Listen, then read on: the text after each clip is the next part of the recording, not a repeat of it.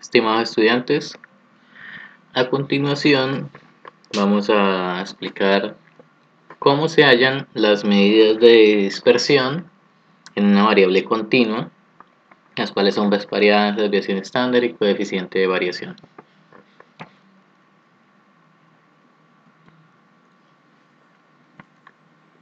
Entonces el problema inicial que nos van a dar es que nos dan una tabla ya con unos intervalos y unas frecuencias. Es decir, ya no me dan los 200 datos de forma independiente, pues en este caso son 200 en total, sino que ya me los dan agrupados, es decir, yo no tengo que buscar el máximo, el mínimo, restarlos para hallar el rango, ya no tengo que hallar el número de intervalos con 1 más 3.3 logaritmo de n, no, ya no tengo que hacer nada de eso, ya me da la tabla lista. Y en esa tabla pues me está diciendo, digamos que esos sean kilómetros de distancia recorrida, me está diciendo que, bueno, hay unos automóviles, que hay 22 automóviles que tienen recorrido entre 111 y 118 kilómetros. Hay 37 que recorrieron entre 118 y 125 y bueno, así sucesivamente. Ya tengo la tabla lista. Lo único que tengo que hacer es pues completarla para poder determinar las medidas de dispersión. Entonces, esa F mayúscula, la frecuencia absoluta acumulada, se halla cuando se vaya a construir el diagrama de caja, que ya fue explicado en un video previo. Pero pues se recuerda que se suma en diagonal. Luego la siguiente es la marca de clase. ¿Qué es la marca de clase? Sumar esos dos valores y dividirlos en 2. Entonces ahí sería pues sumar 111 con 118. Entonces sería 111 más 118 que me daría 229. Y a eso le divido en 2 me daría 114.5. Esa sería la marca de clase. Ese mismo procedimiento lo puedo realizar para los demás valores. 118 más 125 lo sumo y lo divido en 2. Luego 125 más 132 lo divido en 2. Lo mismo para 132, 139. Lo mismo para este y lo mismo para el último. O la forma más fácil de realizarlo es tomar el primer valor que se encontró, ese 114,5, e irle sumando el ancho. ¿Cuál es el ancho del intervalo? Pues de 111 a 118 pues hay 7, se puede verificar restando 118 menos 111, da un resultado de 7. Ese 7 se lo voy sumando al primer valor sucesivamente hasta que complete la tabla, es decir, 114 más 5 más 7 me da 121,5, otra vez más 7 me daría 128,5, otra vez más 7, 135,5 y así hasta que complete. Sería la otra forma, la segunda forma, que a mi modo de ver es más fácil. El siguiente dato es la multiplicación de la marca de clase por la frecuencia absoluta. Ahí en los títulos va diciendo la operación que tenemos que hacer, por eso mismo se pone explícito el título. Está x sub i prima, o sea la comita se dice que es prima, pegado con fi. En álgebra de octavo y de noveno les enseñan que cuando dos letras o cuando un número y una letra están pegados es porque implícitamente están multiplicando. O sea que estaría multiplicando esos dos valores, el 22 que está en la frecuencia absoluta con el 114,5 que está en la marca de clase. Entonces esos dos números los multiplico y los ubico en esa nueva columna. Entonces lo mismo con los otros valores, voy multiplicando y voy poniendo los resultados.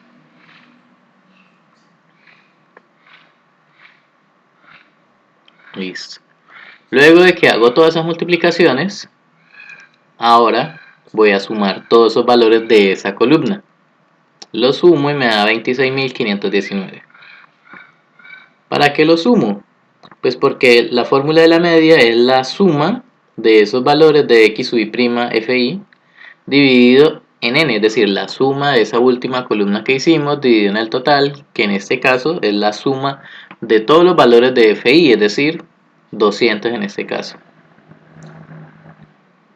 Eso me daría 132,59. Y ya teniendo la media, ahora sí ya calculo la nueva columna, que es tomar, ahí en el título dice x sub i' menos x media. ¿Qué significa eso? Pues que a cada x sub i' le resto siempre el mismo valor, 132,59, que es la media. Y escribo el resultado en esa última columna. Entonces lo mismo, 114.5 menos 132,59 me daría menos 18,09. Luego hago lo mismo con los otros valores. Les voy restando el 132,59, que es la media.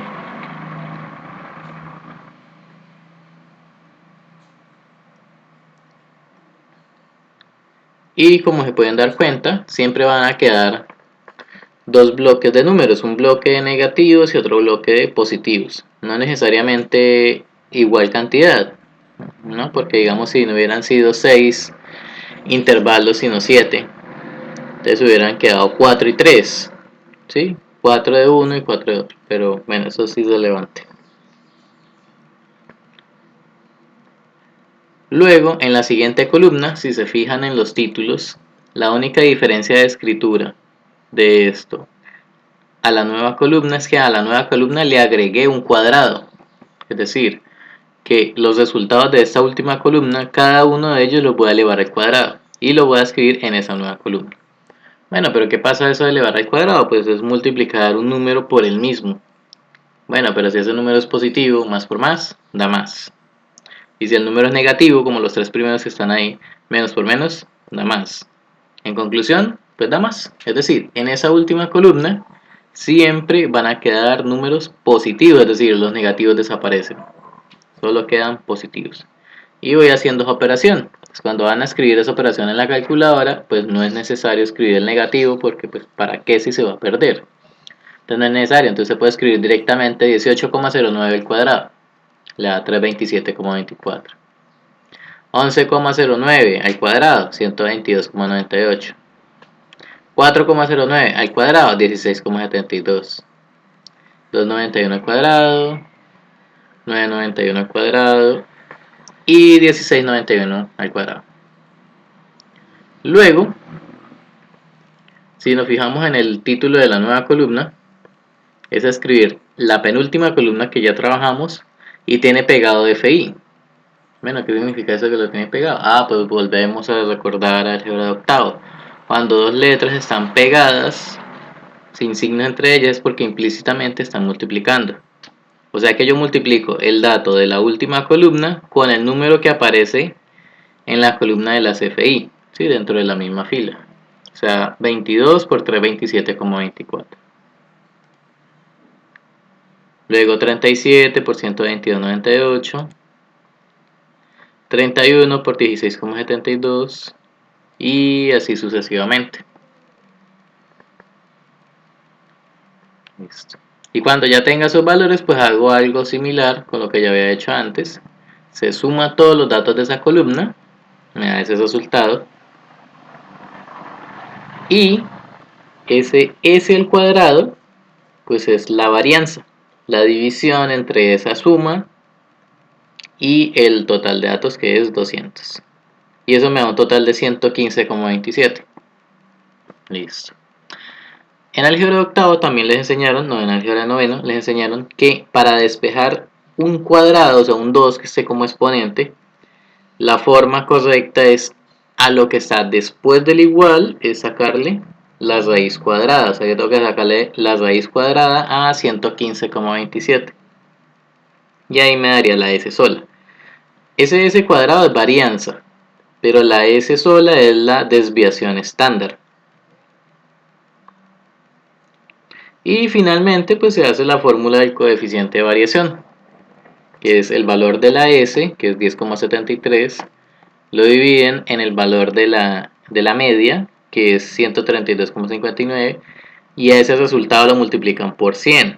Al multiplicarlo por 100, entonces la operación final va a quedar en forma de porcentaje. O sea que queda 10,73 dividido en 132,59 por 100. Eso me da un resultado total de 8,09 y le escriben el por ciento.